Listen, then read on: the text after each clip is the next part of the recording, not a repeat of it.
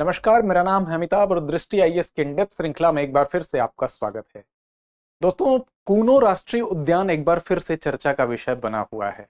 जी हाँ, ये वही राष्ट्रीय उद्यान है जहां सितंबर 2022 में चीतों के आगमन की वजह से इसकी खासी चर्चा हुई थी। चीतों का आगमन मतलब प्रोजेक्ट चीता। तो आज की हमारी चर्चा कुछ इसी पर आधारित है, क्योंकि एक वर्ष प्रोजेक्ट चीता ने कंप्लीट कर लिए हैं, तो उसके मूल्यांकन को लेकर एक रिपोर्ट आई है। उस रिपोर्ट के संदर्भ में हम देखेंगे क्या खास बातें हैं। तो आइए शुरू करते हैं ये सफर। सबसे पहले हम देखते हैं कि ये खबर हम किन बिंदुओं के अंतर्गत कवर करेंगे। तो सबसे पहले हम खबर को देखेंगे, फिर देखेंगे ये चर्चा में फिर क्यों आई है, उस पर हम विचार करेंगे। प्रोजेक्ट चीता पर भी एक दृष्टि डालेंगे कि क्या खास बातें हैं। एक छोटा सा हम इसके संदर्भ में परीक्षा के दृष्टिकोण से कुछ तथ्यों को देखेंगे, फिर देखेंगे इसके मूल्यांकन को लेकर जो रिपोर्ट आई है वो क्या है, फिर क्या कमियां हैं, क्या आगे की राह हो सकती है, और अंत में एक हमारी परिपाटी अभ्यास प्रश्न की, तो उसकी तरफ भी हम चलेंगे। आइए शुरू करते हैं चर्चा। सबसे पहले खबर की अगर बात करें तो खबर है इंडियन एक्सप्रेस की। खबर है कि 1 year of project cheetah hits misses and paradigm shift ahead. तो इसी खबर के आलोक में हम चर्चा करेंगे कि एक वर्ष जब इस प्रोजेक्ट ने पूरा किया तो इसके मूल्यांकन में क्या खास बातें उभर के आई हैं जिसकी वजह से चर्चा हो रही है। प्रोजेक्ट चीता की अगर बात करें तो यह भारतवर्ष की एक महत्वाकांक्षी परियोजना है और हाल ही में 4 ऐसे आधार हैं जिसको लेकर इसका एक मूल्यांकन किया गया और उसमें कुछ बातें निकलकर सामने आई। वो कौन से 4 मामले हैं? तो 4 मामलों में अल्पकालिक सफलता हासिल करने का दावा किया जा रहा है। वो मामले हैं, एक तो प्रवेशी चीतों का 50% अस्तित्व अर्थात सर्वाइवल का मामला है। दूसरा है कि उनके घरेलू रेंज या होम रेंज जो है उनके आधार पर इसका मूल्यांकन होगा।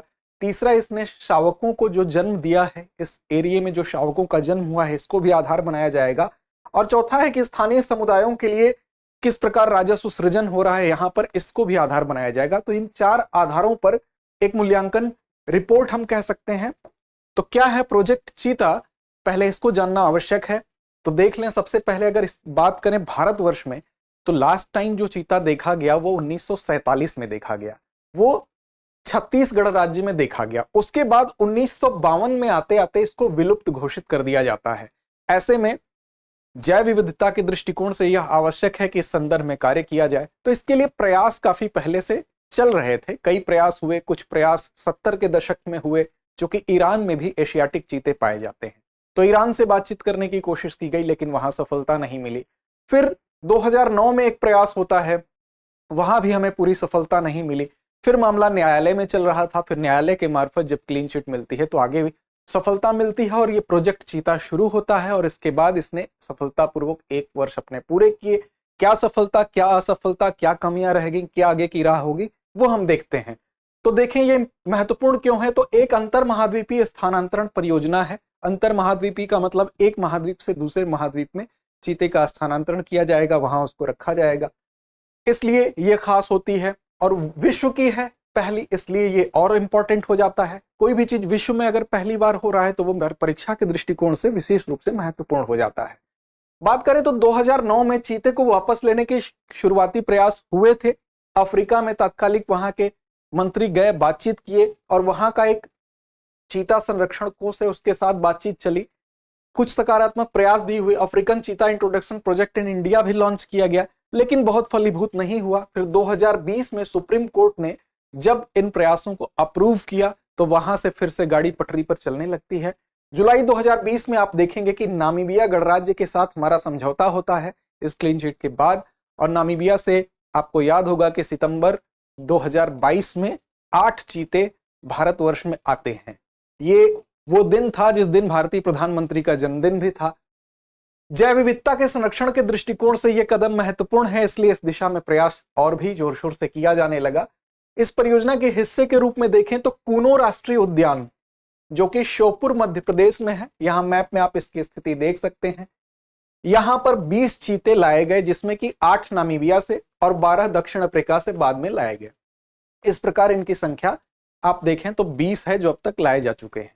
बात अगर कूनो राष्ट्रीय उद्यान की करें तो कूनो रिवर के कारण और इस क्षेत्र के कारण कूनो में घास का मैदान है, इसका नाम कूनो पड़ा। और 1981 में इसके कम क्षेत्र को हम कह सकते हैं कि 300 तकरीबन 45 वर्ग किलोमीटर, 345 वर्ग किलोमीटर का जो एरिया था उसको केवल पहले सेंचुरी का दर्जा दिया गया। बाद में आप देखेंगे आगे चलकर 2018 में इसको नेशनल पार्क का दर्जा दे दिया जाता है। तो कूनो राष्ट्रीय उद्यान इस दृष्टिकोण से चर्चा में है क्योंकि यहीं पर ये बाघ लाए गए, यहीं पर उनका निवास बनाया गया, और इसमें कुल जो बाघ लाने हैं आगे अगले 5 वर्षों में उनकी संख्या 50 तक का टारगेट है कि 50 को यहां पर लाया जाएगा। आप देखें कि 70 साल पहले भारत में जो विलुप्त होने के बाद पहली बार ये एक ऐसा प्रयास किया गया है जिसको हम प्रोजेक्ट चीता के नाम से जानते हैं। तो परीक्षा के लिहाज से भी महत्वपूर्ण है। अब बात आती है मूल्यांकन की। मूल्यांकन की बात इसलिए करेंगे क्योंकि इसमें मूल्यांकन की ही चर्चा हुई है, जिसकी वजह से फिर ये चर्चा में आया है। तो मूल्यांकन में 4 श्रेणियों को हम लेंगे। पहली बात है उत्तरजीविता की, अर्थात सर्वाइवल की। जो बाघ यहां पर लाए गए हैं उनकी सर्वाइवल को हम एक दृष्टि डालेंगे, कितनी बेहतर रही है। साथ ही इनके होम रेंज की।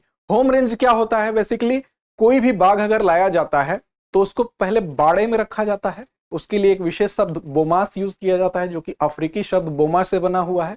बोमा अर्थात कोई ऐसा संरक्षित क्षेत्र घेर दिया गया, एरिया बना दिया गया, छोटी वॉल बना दी गई, 2.5 मीटर की दीवार चारों ओर बना दी गई, उस एरिया में इसको संरक्षण में रखा जा रहा है, तो उसको बोमास शब्द, जिसको हिंदी में अगर हम कहें तो बड़ा शब्द इस्तेमाल किया जाता है।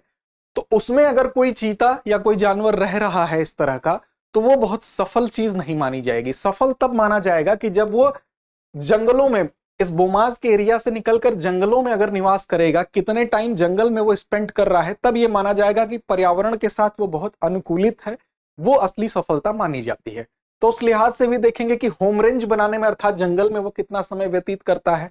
फिर प्रजनन के दृष्टिकोण से हम देखेंगे कि कितना ये सफल रहा, और अंत में आजीविका के दृष्टिकोण से देखेंगे, लाइवलीहुड के दृष्टिकोण से देखेंगे कि वहां पर क्या आजीविका के क्षेत्र में कोई प्रगति इसके माध्यम से हो पाई या नहीं। तो इसके माध्यम से ये मूल्यांकन आधारित है इस पर ही। और किसी भी सर्वाइवल का परीक्षण बड़े कैद में नहीं होता है, बल्कि जंगल में होता है, जो बात आपको ऊपर बताई गई। और इंडियन जो ऑफिशियल चीता एक्शन प्लान है, उन्होंने ये दावा किया है कि हम इसमें सफल हुए हैं। अब देखें, अगर एक आंकड़े की तरफ हम बढ़ें तो नामीबिया में सितंबर 2022 से जो आए उसमें नर कितने आए? नर आए 3, जो कि जंगल में 10 माह बिता रहे हैं। साथ ही मादा 5 आई और ये 9 माह बिताने हैं। मतलब ये स्टैंडर्ड मानक है। ये अगर इतना व्यतीत कर रहे हैं जंगल में समय, तो ये एक आइडियल कंडीशन है। लेकिन एक्चुअल जो कंडीशन होगी, तो अगर ये 3 नर 10 माह जंगल में बिताते हैं, इसका मतलब कि ये 30 माह हो गए, और 5 मादा 9 माह अगर जंगल में बिताती हैं तो ये 45 माह हो गए। इन दोनों का योग हो गया 75।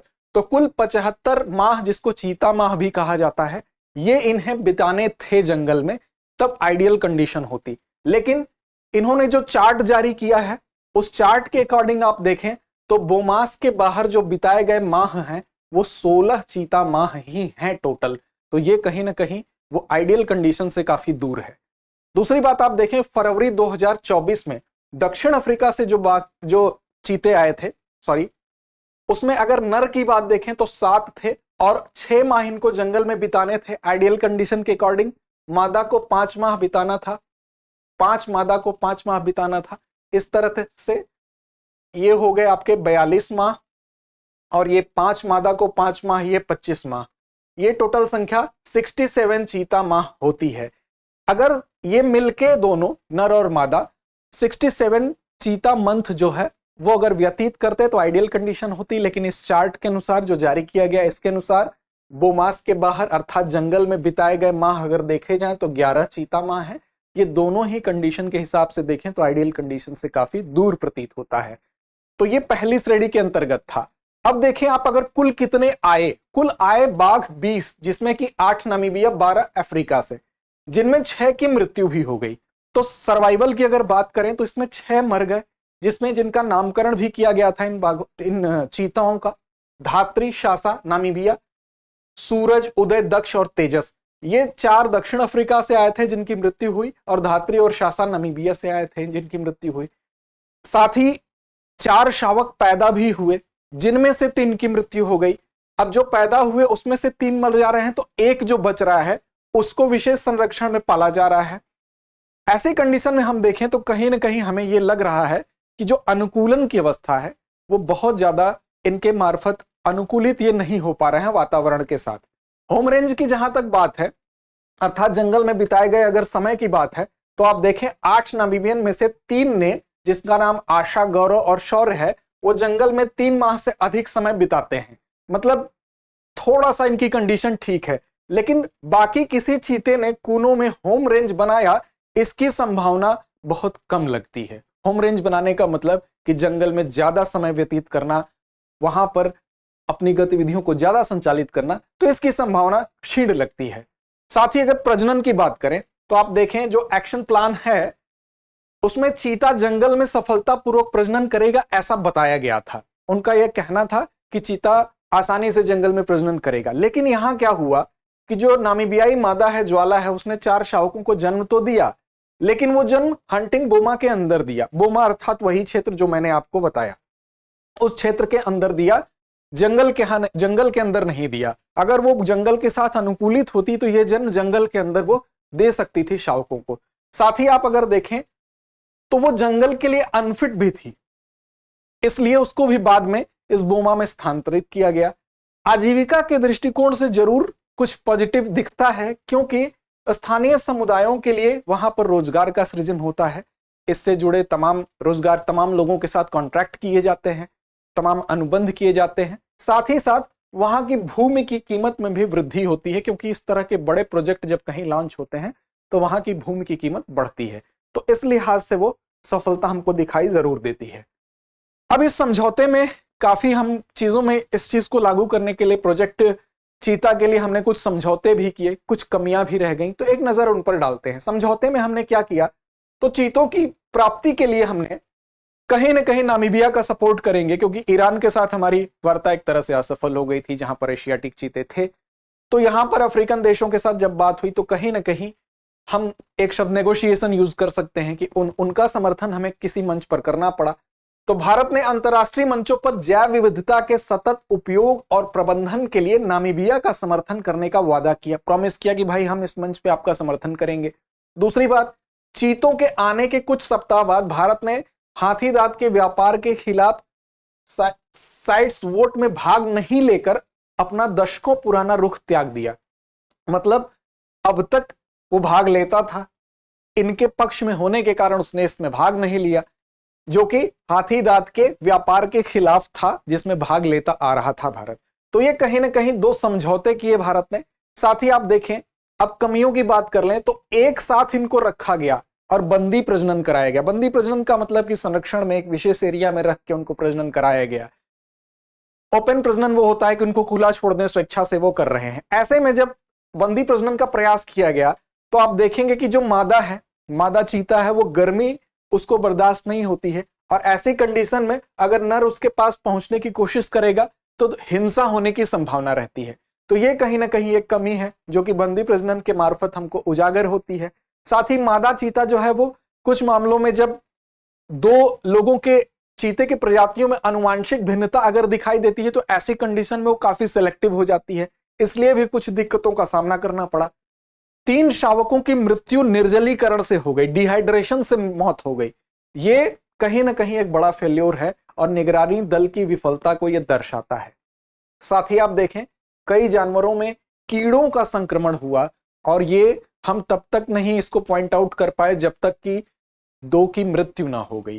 तो ये भी एक कहीं ना कहीं कमी को दर्शाता है, क्योंकि रेडियो कॉलर जो यहां पर ये हिस्सा उनका होता है, उसके नीचे घाव से जुलाई में 2 चीते मर जाते हैं, उनकी मृत्यु हो जाती है। तो ये दोनों चीजें, एक डिहाइड्रेशन से मृत्यु और कीड़ों के संक्रमण से को हम पहले आइडेंटिफाई ना कर पा रहे हो, ये कहीं ना कहीं कमियों को दर्शाता है। साथ ही जानवरों को सोर्स करते समय मौसमी बदलाव को अगर ध्यान में रखा गया होता तो इन कमियों से हम ठीक प्रकार से निजात पा सकते थे, क्योंकि बरसात के समय में इनके देखेंगे जो जानवर होते हैं उनको शीतकालीन कोट बढ़ते हैं, उनके शरीर पर, स्किन पर जो बाल है उसमें वृद्धि होती है, और भीगने के बाद उनमें नमी ज्यादा देर तक बढ़ी रहती है, जिससे इन्फेक्शन होने का खतरा होता है, जिससे लंबे समय तक उनमें गीलापन बना रहता है और संक्रमण का काफी उनमें चांस बढ़ जाता है। तो ऐसी कंडीशन में अगर इन बातों की थोड़ी सावधानी रखी गई होती, इनको ध्यान में रखा गया होता, तो और बेहतर प्रयास और बेहतर रिजल्ट हो सकता था। क्योंकि अभी हम देखें तो हमारा 40% उसमें से जो चीते हैं उनकी मृत्यु हो रही है। 60% को संरक्षित रखने में हम कामयाब हैं। कूनों की वहन क्षमता की अगर बात करें, कूनों जहां पर इनको रखा गया है उसकी क्षमता क्या है, उसके संबंध में अगर रिपोर्टों को हम देखें तो 2010 में एक व्यवहारिता रिपोर्ट आई थी। उसमें यह कहा गया कि 347 वर्ग किलोमीटर का जो एरिया है उसमें 27 चीते सरवाइव कर सकते हैं। और यह कहा गया कि जो 3000 वर्ग किलोमीटर का एरिया है, अर्थात जो कोर एरिया के बाहर का एरिया सबको मिला दिया जाए तो 70 से 100 तकरीबन चीते सरवाइव कर जाएंगे। 2020 में जब इस परियोजना को फिर से जीवित किया गया, पुनर्जीवित किया गया, फिर से इस पर काम शुरू हुआ, तो एक चीता एक्शन प्लान के तहत जो यहां पर एक हम कह सकते हैं कि सर्वेक्षण हुआ। उस सर्वेक्षण के बाद चीतल घनत्व का मतलब होता है कि चीता, उसका आहार चीतल होता है। चीतल मतलब समझ लीजिए हिरण की तरह एक संरचना, चीतल आप सभी जानते होंगे, तो वो मांसाहारी जीव है, उस पर डिपेंड करता है। तो चीतलों का घनत्व बताया गया 30 प्रति वर्ग किलोमीटर, अर्थात 1 वर्ग किलोमीटर में 30 चीतल हैं जो कि आहार हैं चीते का, तो इन पे डिपेंडेंसी होगी। तो ये कहा गया कि इस लिहाज से अगर हम देखें तो जो प्रारंभिक एरिया है, कम वाला एरिया है 347 वर्ग किलोमीटर का, वहां पर 21 चीतों को सरवाइव करने की आइडियल कंडीशन दिखाई दे रही है। और अगर 3200 वर्ग किलोमीटर की बात करें तो यहां पर 36 चीते आसानी से सरवाइव कर लेंगे। लेकिन एक फिर से दूसरी रिपोर्ट आती है और उस दूसरी रिपोर्ट में जो चीतल का घनत्व 30 बताया गया था पर वर्ग किलोमीटर, प्रति वर्ग किलोमीटर, वो घटकर 23 प्रति वर्ग किलोमीटर आ जाता है। अर्थात इन पे डिपेंडेंसी चीतों की है। तो जो 36 चीतों की बात की गई थी कि 36 चीते यहां सरवाइव कर लेंगे, अब इस पे भी संशय हो गया। अब यह संख्या और कम जा सकती है। ऐसे में जो प्रोजेक्ट है, जो परियोजना है कि 50 चीतों को यहां लाया जाएगा, तो वो एक जरूर प्रश्न चिन्ह के रूप में सामने आता है कि वो कैसे सरवाइव करेंगे। दूसरी बात अगर देखें तो आगे की राह क्या हो सकती है, अगर समस्या है तो उसका निदान है। क्योंकि कूनो आनुवांशिक रूप से आत्मनिर्भर आबादी अर्थात जेनेटिकली सेल्फ सस्टेनिंग पॉपुलेशन का समर्थन नहीं कर सकता है। ये आनुवांशिक रूप से आत्मनिर्भर आबादी का मतलब हुआ कि जितने चीते लाए गए वो एक एरिया में रखे गए और ये खुद डिपेंड करते हैं कि आपस में प्रजनन करके और अपनी संतति को आगे बढ़ा लेंगे। इनकी संख्या जो है 10 से 20 हो जाएगी, 20 से 50 हो जाएगी। तो उसमें यहाँ की जो अनुकूलता है वो ये दर्शा रही है कि इसमें ये जगह कैपेबल नहीं है उतनी। तो ऐसे में विकल्प क्या है? विकल्प ये है कि मध्य और पश्चिमी भारत में जो मेटा जनसंख्या, बिखरी हुई जनसंख्या इनकी है, तो वहां पर हम देखें चाहे तो इनको शिफ्ट करा सकते हैं अलग अलग जगहों पर। इसका समाधान दक्षिण अफ्रीका में इसी मॉडल को अपनाया जाता है कि वहां पर अलग जगहों पर ले जाके वहां पर प्रजनन करा के फिर से उसी जगह पर ले आके वापस रख लिया जाता है। लेकिन ऐसे में क्या होगा कि जो प्राकृतिक फैलाव का कॉन्सेप्ट है, अर्थात एक अभयारण्य से दूसरे अभयारण्य की जो कनेक्टिविटी बनाते हैं, जहां पर अपने से जीव जंतु आ जा सकते हैं, इसको हम प्राकृतिक फैलाव कहते हैं। उस प्रोसेस में कहीं ना कहीं बाधा उत्पन्न होगी, इसलिए वो एक चुनौती हमको जरूर दिखाई देती है। लेकिन फिर भी कुछ समय के लिए दक्षिण अफ्रीकी जो मॉडल है, अर्थात दूसरी जगह ले जाके इनका रिप्रोडक्शन कराना, वो कहीं ना कहीं एक राह के रूप में जरूर दिखाई देता है। अंत में आते हैं हम अपनी परिपाटी अभ्यास प्रश्न की तरफ, लेकिन उससे पहले आपको बता दें कि दीपावली का त्योहार आपके सामने है। ऐसे में संस्थान के द्वारा 10 से 14 नवंबर के बीच में ऑनलाइन और पेन ड्राइव कोर्सेज और टेस्ट सीरीज पर 50% की छूट दी जा रही है। दीपावली का आपको एक ऑफर दिया जा रहा है, आपके लिए एक अच्छा सुनहरा मौका दिया जा रहा है। ऐसे में नीचे इस टोल फ्री नंबर पर आप संपर्क भी कर सकते हैं। और अंत में हमारी परिपाटी के अनुरूप एक अभ्यास प्रश्न कि प्रोजेक्ट चीता के तहत नामीबिया और दक्षिण अफ्रीका से क्रमशः कितने चीते लाए गए थे? आपके ऑप्शन हैं 12-8, 8-12, 7-13, 10-10। उम्मीद है संदर्भ आपको समझ में आया होगा। कमेंट बॉक्स में जवाब अवश्य दें। आप सभी को दीपावली की अग्रिम शुभकामना। धन्यवाद।